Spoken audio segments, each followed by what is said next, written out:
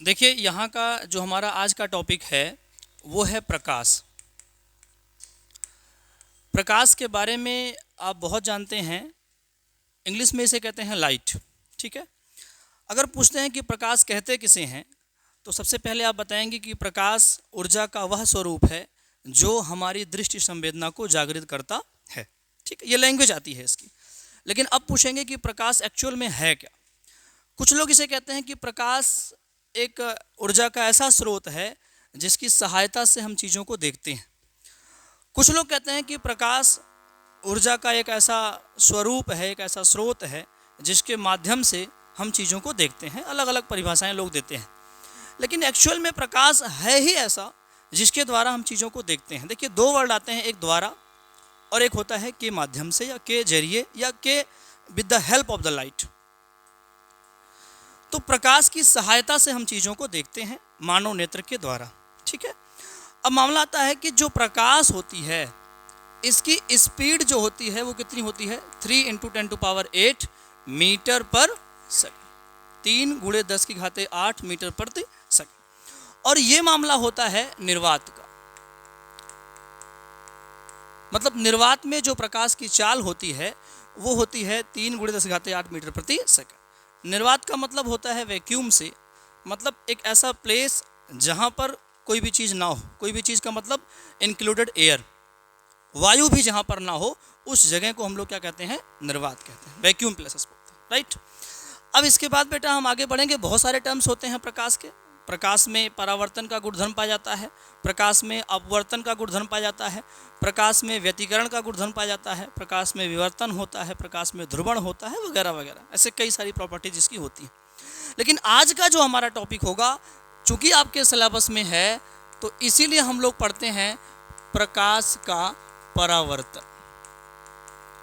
प्रकाश का परावर्तन, reflection of light, English में कहते हैं रिफ्लेक्शन ऑफ लाइट। देखिए, जो परावर्तन है इसके साथ साथ जो आपके चैप्टर का नेम आता है इसी में लगा हुआ है प्रकाश का अपवर्तन। ध्यान दीजिएगा, क्या लगा है, प्रकाश का अपवर्तन। अब समझना है कि प्रकाश का परावर्तन क्या है, प्रकाश का अपवर्तन क्या है और इससे संबंधित कितने नियम हैं, क्या हैं, कैसे हैं, सारी चीज़ों को एक एक करके हम लोग समझते हैं। ठीक है। अगर हम पहली चीज़ को उठाते हैं यहाँ पर प्रकाश के परावर्तन को और इस पर डिस्कस करते हैं, तो जो प्रकाश का परावर्तन है इसकी घटना में ये कहा गया है कि जब कोई प्रकाश की किरण पुंज, बहुत ध्यान से समझिएगा, किरण पुंज का मतलब होता है बहुत सारी किरणें एक साथ जा रही हों। पुंज का मतलब समावेश होता है, कई सारी किरणें, 1 2 3 4 5 6 से कई सारी किरणें आ रही हैं, किसी भी सतह पर पड़ती हैं।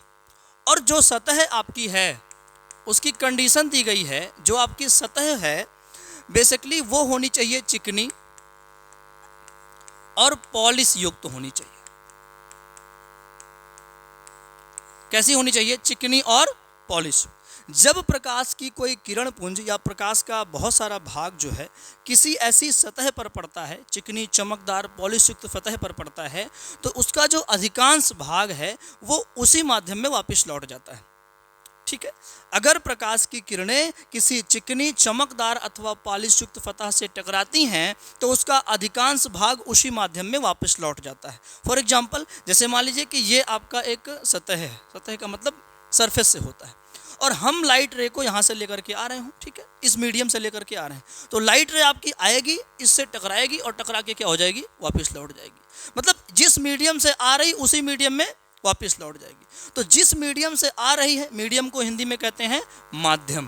क्या कहते हैं बेटा, हाँ, माध्यम। तो जिस माध्यम से प्रकाशित किरण आ रही है उसी माध्यम में फिर से वापस लौट जाए, तो प्रकाश के इस प्रकार के लौटने की जो घटना है उसे कहते हैं प्रकाश का परावर्तन।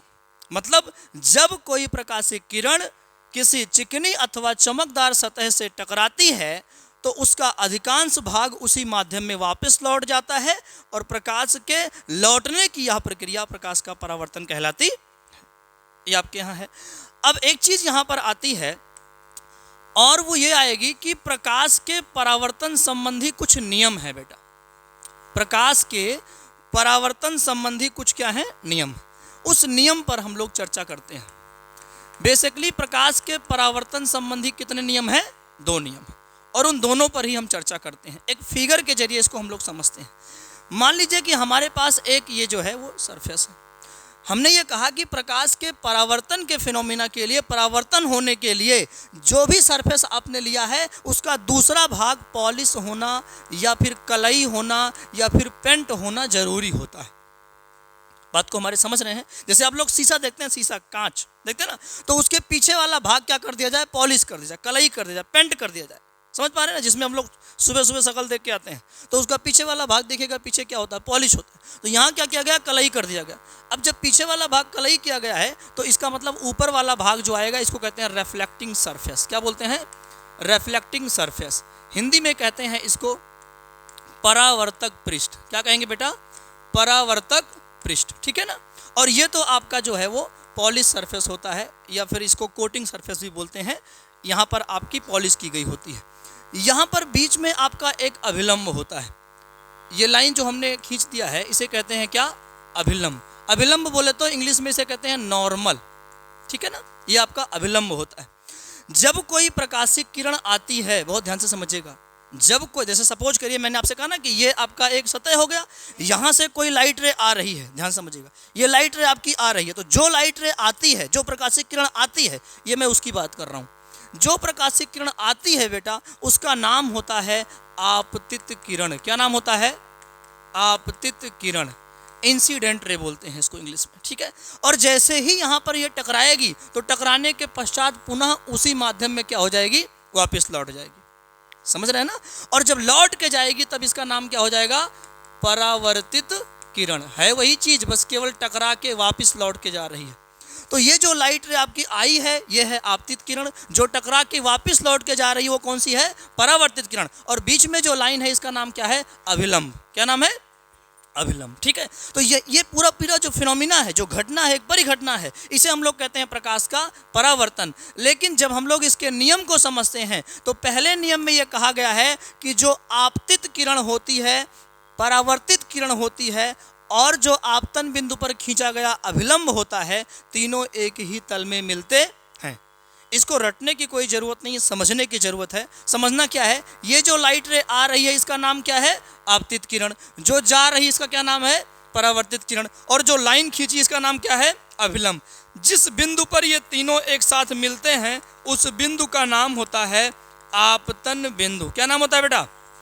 आपतन बिंदु। तो आपतित किरण, परावर्तित किरण तथा आपतन बिंदु पर खींचा गया अभिलंब तीनों एक ही तल में होते हैं या फिर तीनों एक ही सतह पर मिलते हैं। बात समझ रहे ना। ये आपका होता है इंसिडेंट रे और ये रिफ्लेक्टेड रे और ये नॉर्मल। बोलते हैं incident ray, reflected ray and the normal are meet in a same plane.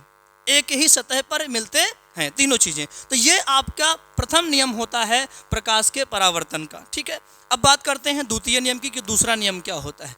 दूसरे नियम की बात करिएगा तो ये आपका अभिलंब हो गया और ये जो लाइट रे आ रही थी प्रकाशिक किरण, इसका नाम क्या है? आपतित किरण। तो आपतित किरण और अभिलंब के बीच में एक कोण बनता है और इस कोण को हम लोग व्यक्त करते हैं किससे?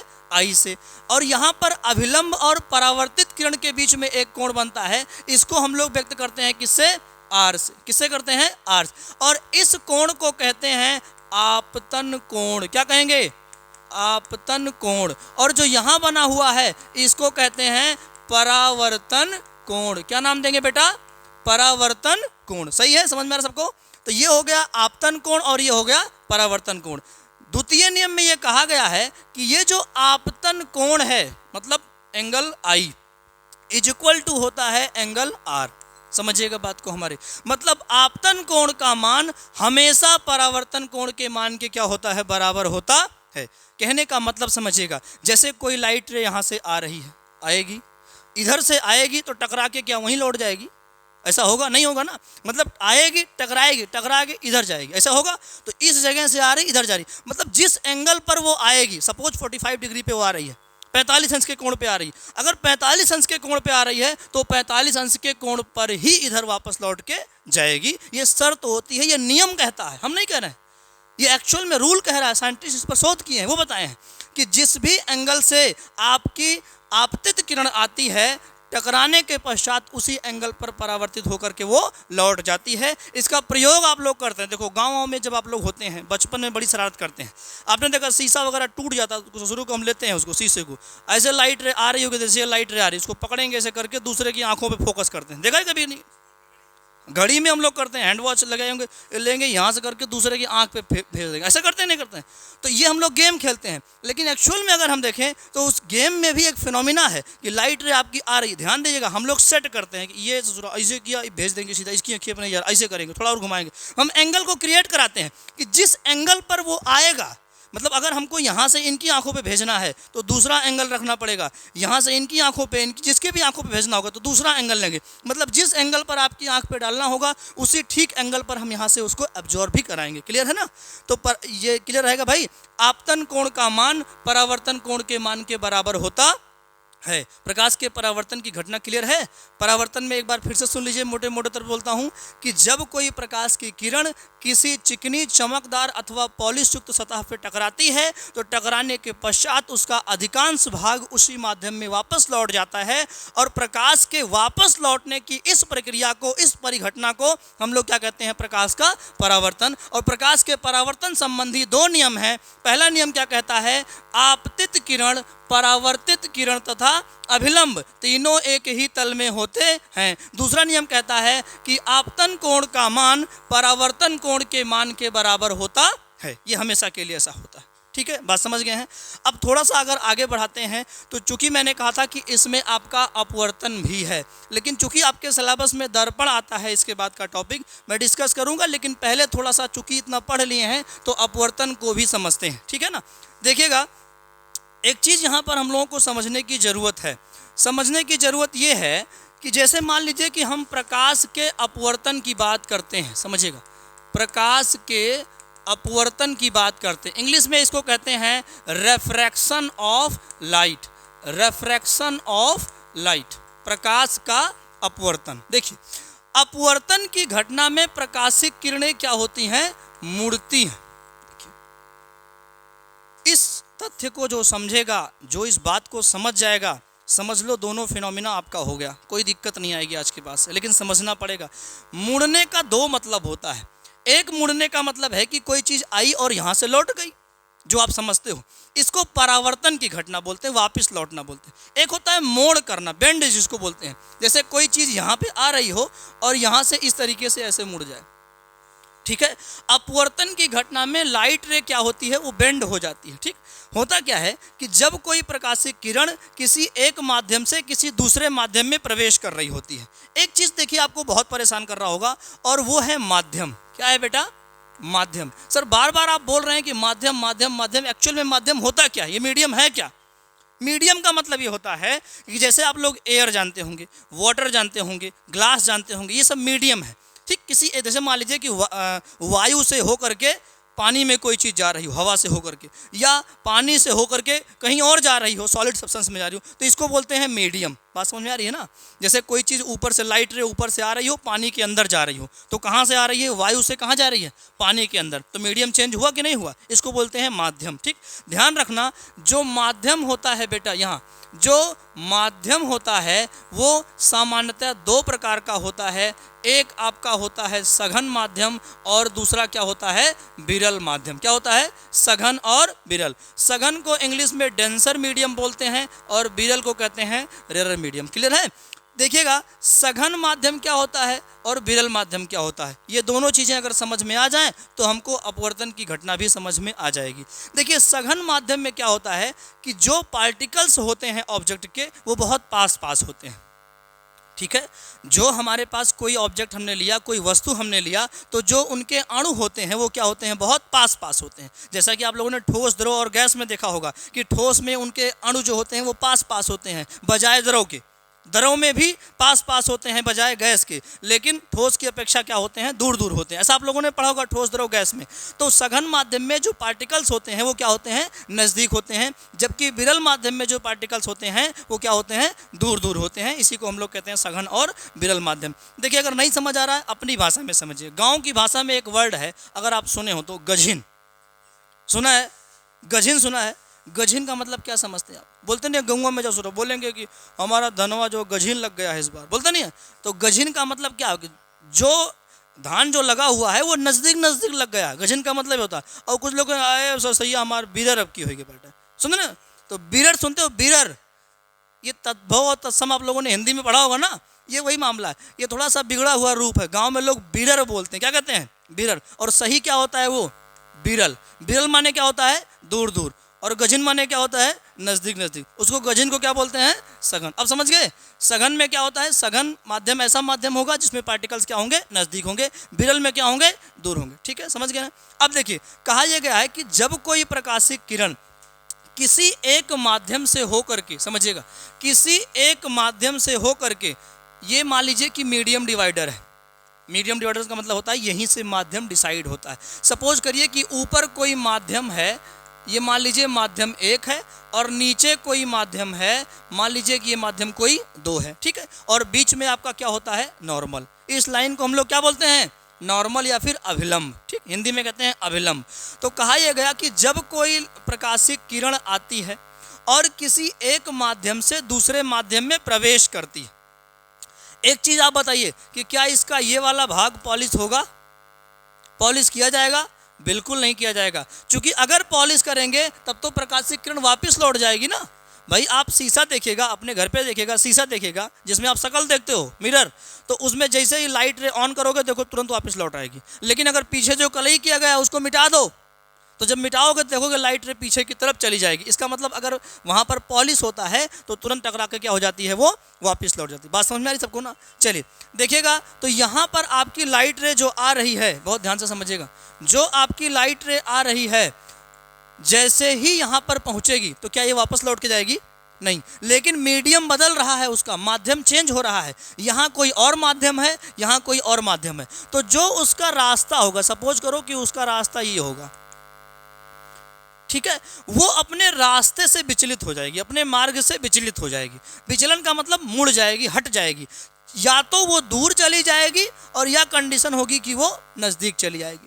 दोनों चीज़ें हो सकती हैं। या फिर प्रकाशिक किरण अपने मार्ग से दूर हट जाएगी और या फिर वो क्या हो जाएगी? नज़दीक हो जाएगी। अभिलंब से या फिर दूर हो जाएगी या फिर अभिलंब की क्या हो जाएगी? नज़दीक हो जाएगी। दोनों ही घटना को हम लोग कहते हैं प्रकाश का अपवर्तन। जो इसकी लैंग्वेज बनती है बेटा, उसमें हम लोग कहते हैं कि जब कोई प्रकाशिक किरण किसी एक माध्यम से, सुनिएगा, किसी एक माध्यम से दूसरे माध्यम में प्रवेश करती है तो वह अपने मार्ग से विचलित हो जाती है। यहाँ देखो उसका मार्ग क्या था? ये तो था रास्ता, तो ये है ना, तो ई क्या हो रही है? मुड़ जा रही है, कहीं दूर चली जा रही है, या दूर चली जाएगी या फिर इधर चली जाएगी। दोनों कंडीशन हो सकती है। मैं बताऊंगा कि कहाँ पर वो दूर जाएगी और कहाँ वो नज़दीक आएगी। ये घटना होती है, लेकिन होगा दोनों ही, चाहे वो दूर जाएगी चाहे वो नज़दीक आएगी, दोनों ही घटना को हम लोग क्या कहते हैं? प्रकाश का अपवर्तन। जब कोई प्रकाशिक किरण किसी एक माध्यम से किसी दूसरे माध्यम में प्रवेश करती है तो वह अपने मार्ग से विचलित हो जाती है और प्रकाश के इस प्रकार के मुड़ने की परिघटना को प्रकाश का अपवर्तन कहते हैं। समझ आ रहा सबको? किसी कोई दिक्कत नहीं? चलिए आगे बढ़ते हैं। अब ध्यान देना बेटा कि यहाँ जो ये एंगल बन रहा है, देखिए दो तरीके का इसका फिगर बनेगा अगर आप देख पाएँ तो। ये प्रकाशिक किरण आई, ध्यान से आई, और ये मान लीजिएगा कि इधर इसको जाना था, ये इसका पाथ था, ये इसका रास्ता था, लेकिन अब ये दूर ना होकर के कहाँ चली जा रही है? अभिलंब की तरफ झुक रही है। दोनों ही घटना को मैं आपको बताता हूँ। ये कोई मीडियम 1 है, ये कोई मीडियम 2 है। ध्यान देना कि जब कोई प्रकाशिक किरण सघन माध्यम से विरल माध्यम में जाती है, कान खोल के सुनिएगा, कहाँ जाती है? सघन माध्यम से विरल। मतलब क्या हुआ कि सघन, अब आपके दिमाग में घूम रहा होगा ना कि सघन का मतलब क्या होता है, विरल का मतलब क्या होता है। जैसे एक एग्जांपल मैं आपको देता हूँ। मैं आपसे कह दूँ जल, पानी, और मैं आपसे कह दूँ वायु, एयर। बताना, जल और वायु, इन दोनों में सघन कौन सा है? जल। आपको क्या होगा? जल। क्या होगा? जल। अच्छा, दूसरी चीज़ मैं आपको देता हूँ कांच और देता हूँ वायु, दोनों में सघन कौन सा होगा? कौन सा होगा? कांच। मैं आपको देता हूं कांच और कांच के अलावा दूसरा देता हूं जल, दोनों में सघन कौन सा होगा? एकदम आसान, समझ गए ना? निकालना समझ गए। तो जब कोई प्रकाशिक किरण सघन माध्यम से विरल माध्यम में आएगी, मान लेते हैं, देखिए फिगर आपके सामने दोनों है, सघन माध्यम से जब विरल माध्यम में आएगी तो वह अभिलंब से दूर हट जाएगी। क्या होगा? अभिलंब से दूर। तो बताओ दोनों में से कौन सा फिगर मैच कर रहा है इस डिफिनीशन पर? कौन सा ऐसा फिगर है जिसमें प्रकाशिक किरण सघन माध्यम से जा रही है? इस वाले में ना, ये ऊपर वाला माध्यम क्या होगा? सघन। नीचे वाला माध्यम क्या होगा? विरल। तो सघन माध्यम से जब विरल में जाएगी तो वह अभिलंब से क्या होगी? दूर हट जाएगी। जबकि अगर विरल माध्यम से आ रही है, किस माध्यम में? सघन माध्यम में, तो वह अभिलंब की तरफ क्या हो जाएगी? झुक जाएगी। समझ में आ रही बात ना? कोई दिक्कत तो नहीं है? ये बड़ा टॉपिक है बेटा, आपके एग्जाम में पूछता भी है कि अगर प्रकाशिक किरण सघन माध्यम से विरल में जाएगी तब क्या होगा, और विरल से सघन में जाएगी तब क्या होगा। तो बताएंगे कि सर सघन से अगर विरल में जाएगी तो दूर हट जाएगी, और अगर विरल से सघन में जाएगी तो नजदीक हो जाएगी। समझ में आ रही बात ना? अब देखिएगा एक चीज कि यहाँ जो लाइट रे आ रही है, दोनों में आ रही है, हमने आपसे कहा था कि ये जो अभिलंब है, जो किरण आ रही है उसका नाम बताओ जरा। जो किरण आ रही उसका नाम क्या होता है? आपतित किरण। क्या नाम होता है? वेरी गुड, आपतित किरण। अच्छा जी, अच्छा अगर ये टकरा के वापस लौट जाती तो क्या नाम था? परावर्तित किरण। क्या नाम था? लेकिन चूंकि ये अंदर चली जा रही है इसीलिए इसको कहा जाता है अपवर्तित किरण। क्या बोलते हैं? हाँ बेटा, अपवर्तित किरण। यहाँ भी वही बोलेंगे और यहाँ पर भी वही चीज बोलेंगे, अपवर्तित किरण। ठीक है, तो देखिएगा आपतित किरण और अभिलंब के बीच में एक कोण बनता है जिसको हम लोग क्या कहते हैं? आई। वहां भी कहते हैं, इसका नाम क्या होगा? आपतन कोण। क्या नाम होगा? आपतन कोण, एंगल ऑफ इंसिडेंस। क्लियर? अब बेटा यहां से जब लाइट रे आपकी अंदर जा रही है, अच्छा अगर ऊपर लौट के जाती तो जो एंगल बनता उसका नाम क्या होता? परावर्तन कोण। क्या नाम होता? परावर्तन कोण। लेकिन चूंकि ये यहाँ जा रही है इसीलिए इसका नाम, रिप्रेजेंट तो आर से ही करते हैं लेकिन इसको कहते हैं क्या? अपवर्तन कोण। क्या कहते हैं? यस, इसे कहेंगे अपवर्तन कोण। यहाँ पर भी वही बोलेंगे अपवर्तन कोण और यहाँ पर भी बोलेंगे क्या? अपवर्तन कोण। कोई दिक्कत किसी को? सबको समझ में आ रहा है इतना टॉपिक? तो ये आपका आई हो जाएगा या क्या हो जाएगा? आर। अब इसके नियम को भी समझ लेते हैं, क्योंकि इतनी बात तो हमको समझ में आ ही गई है। अपवर्तन का फिनोमिना समझ में आया है ना, कि जब कोई प्रकाशिक किरण किसी एक माध्यम से किसी दूसरे माध्यम में प्रवेश करती है तो वह अपने मार्ग से क्या हो जाएगी? विचलित। जहां जा रही थी उधर नहीं जाएगी, अपना रास्ता बदल देगी। या तो वो अभिलंब की तरफ झुकेगी या फिर अभिलंब से दूर चली जाएगी। अच्छा, किस कंडीशन में वो अभिलंब की तरफ झुकेगी? जब वो विरल से सघन में, और अगर सघन से विरल में जाएगी फिर क्या होगा? अभिलंब से दूर। समझ में ना? अच्छा जी, तो अब देखिएगा बेटा यहाँ क्या होता है कि अब हम अगर आपसे पूछते हैं कि जो आई है और जो आर है, इसका नाम आप कहेंगे आपतित किरण, इसका कहेंगे अपवर्तित किरण। सही है ना? सॉरी, अपवर्तन कोण, और क्या बोलेंगे इसका नाम? आपतन कोण। क्या बोलेंगे? आपतन कोण। ठीक है, अब देखिए यहाँ पर भी दो नियम हैं। चूंकि हम लोगों ने परावर्तन के नियम को समझ लिया था इसीलिए अपवर्तन समझना आसान है, बहुत आसान है, तुरंत आ जाएगा। देखिएगा एक चीज, जैसे अगर हम आपसे ये कहें कि जो परावर्तन कोण हमने आपको पढ़ाया है, परावर्तन का जो नियम हमने आपको सिखाया है उसका पहला नियम आपको क्या सिखाता है? फर्स्ट लॉ जो आप लोगों ने सीखा था। फर्स्ट लॉ में ये कहा गया था, अगर आपने ध्यान दिया हो, कि आपतित किरण, परावर्तित किरण तथा आपतन बिंदु पर खींचा गया अभिलंब तीनों एक ही तल में होते हैं, तीनों एक ही सतह में होते हैं, तीनों एक ही बिंदु पर मिलते हैं। कुछ भी बोल दो, सब चलेगा, कोई दिक्कत नहीं है। तो वैसे यहाँ पर भी अगर हम देखें थोड़ा सा कि जो लाइट रे आ रही है उसका नाम हमने कहा था क्या होगी? आपतित किरण। तो दूसरा नियम ये होता है कि आपतित किरण, ध्यान से सुनना, ये कौन सी रे है? आपतित किरण। और जो जा रही है उसका नाम क्या है? हाँ, क्या नाम है इसका? अपवर्तित किरण। माने आपतित किरण, अपवर्तित किरण और अभिलंब तीनों एक ही बिंदु पर मिलते हैं। कितना आसान है। पहला वाला याद कर लो, buy one get one free. पहला वाला याद करो, दूसरा मुफ्त में याद हो जाएगा। पहले वाले में भी यही था, आपतित किरण, परावर्तित किरण, अभिलंब तीनों एक ही तल में। यहाँ क्या है? आपतित किरण, अपवर्तित किरण तथा अभिलंब तीनों एक ही तल में मिलते हैं या तीनों एक ही बिंदु पर मिलते हैं। राइट। इसके बाद बेटा जो सेकंड लॉ, ये तो हो गया आपका फर्स्ट लॉ। इसके बाद जो सेकंड लॉ आएगा, ये जो एंगल बना है इसका नाम बताओगे? आपतन कोण। Very good. क्या नाम होगा? आपतन कोण। इसका नाम कौन चीज होगा बाबू? क्या बोलेंगे इसको? अपवर्तन कोण, इसे कहेंगे अपवर्तन कोण। अच्छा जी, देखिए जो सेकंड लॉ है बेटा, उसमें लिखा होता है sine I upon sine R is equal to N. क्या लिखा होता है? Sine I upon sine R is equal to N. इसको एन को अपवर्तनांक भी कहते हैं, ये बात की चीज़ें बताई जाएगी। यहाँ पर फिलहाल आप नियतांक कह सकते हैं। क्या कहेंगे? नियतांक कहेंगे। देखिए बहुत ध्यान समझना, रटते हैं बच्चे लोग, आप लोग रटते हैं, रटना नहीं है, समझना है। ये बताओ, साइन आप लोगों ने नाम तो सुना होगा, सब लोगों ने सुना है, सबने सुना है। साइन का हिंदी अर्थ होता है जा। क्या होता है? जैसे साइन को हम लोग कहते हैं जा, साइन को, ऐसे ही कॉस को हम लोग कहते हैं कोजा। क्या बोलते हैं बेटा? कोजा। टैन लिखा होगा तो उसके कहते हैं स्पर्श जा। क्या बोलते हैं? स्पर्श जा। ठीक है, हिंदी नाम होता है इसका। चूंकि इसकी डिफिनीशन में हिंदी शब्द का इस्तेमाल किया गया है, आपका मीडियम हिंदी है, इसीलिए मैं ऐसा बता रहा हूँ।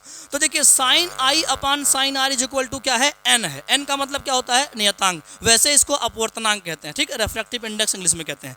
तो देखिएगा sine I upon sine R, definition देखो आपके सामने बन रही है कैसे।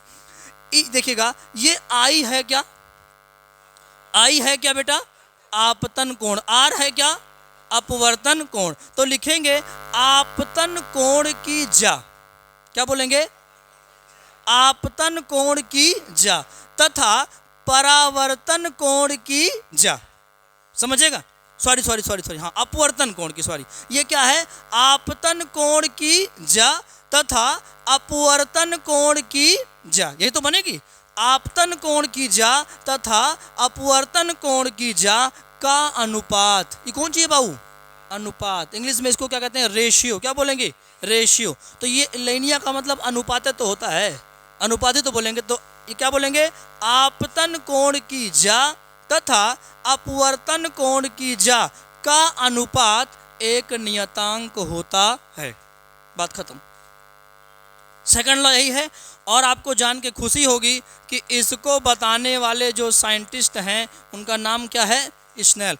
इस वजह से इसको स्नेल का नियम भी कहा जाता है। बहुत बार परीक्षाओं में पूछा गया है कि स्नेल के नियम से आप क्या समझते हैं, आप उठा के देखना, ठीक है, लिखा हुआ है कि स्नेल के नियम से आप क्या समझते हैं। तो जो प्रकाश के अपवर्तन का दूसरा नियम है उसी को कहते हैं स्नेल का नियम। और इस नियम को अब तो रटने की कोई ज़रूरत नहीं है। एक चीज़ तो आप याद रखेंगे, ये बच्चे याद ही रखते हैं कि sine I upon sine R is equal to क्या होता है? एन। आई क्या है यहाँ पर?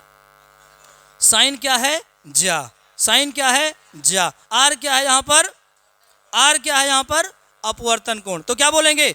आपतन कोण की जा तथा जा का, हाँ, एक नियतांक होता है या नियत होता है, यह भी बोल सकते हो। आपतन कोण की जा तथा अपवर्तन कोण की जा का अनुपात एक नियतांक होता है या नियत रहता है। तो इस प्रकार प्रकाश का परावर्तन और अपवर्तन दोनों ही घटनाएं आपको समझ में आई होंगी। एक चीज़ आप समझिएगा बेटा कि प्रकाश के परावर्तन की घटना में कितने माध्यम की जरूरत पड़ती है?